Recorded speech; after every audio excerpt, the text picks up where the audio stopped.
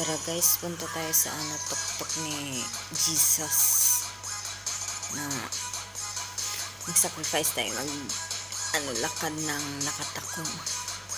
Ayun guys, yan, akit tayo sa 250 feet.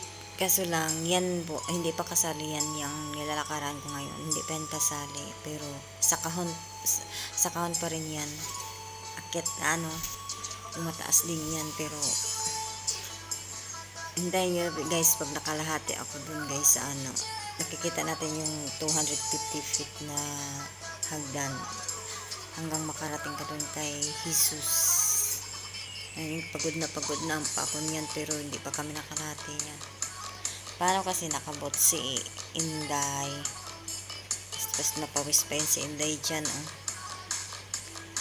ayan, nanghihina na si Inday dyan. Tagagasamahan nyo kami guys sa pag-akit kay Jesus doon sa tuktok ng bundok. Ayan guys, sakahan pa yan guys. Ayan, taas na yan wala pa tayo sa hagdan talaga, mas lalo na yun doon pagod. Hingal na si Inday sakit ng paa niya.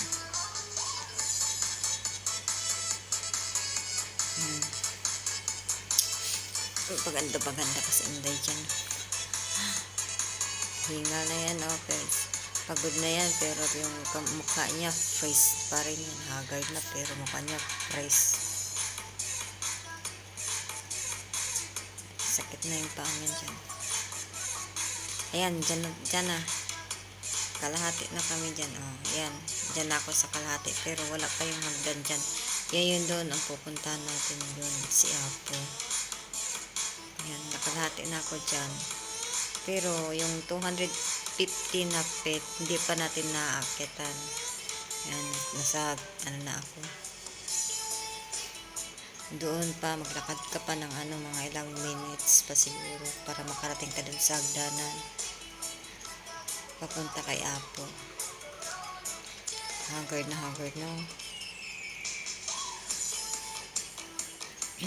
Kikita niyo dyan si monkey. Wala na pala yung monkey dyan. Tinanggal na pala yung monkey. Yung kalapati na lang. Dati maraming monkey dyan. Tapos mga kalapati ngayon. Mga kalapati na lang yata natitira. Dyan mo guys. Dyan na tayo. Kalahati na tayo, pero kalahati na nga tayo, pero wala pa yung hagdan. Magsimula tayo magbilang sa hagdan.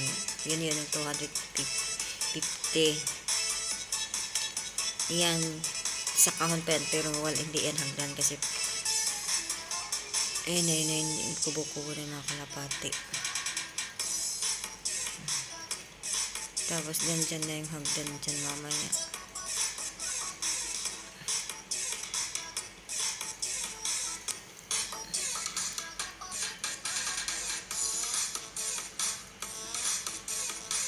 Daming kalapati dyan.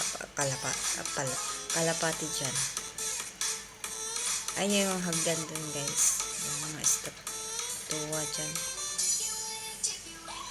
Ayun mga kalapati guys. Ang dami. Dati monkey ang nakalagay dyan. Unggoy ba? Unggoy.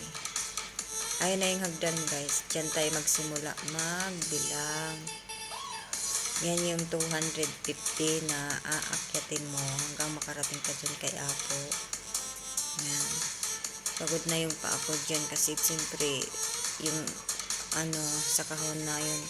Kahit pa man yun, walang hagdan. Pero akyatin pa rin yan. Dyan na guys. So, yan na yung hagdan na 250. Ayan na si Inday. Akyat na si Inday.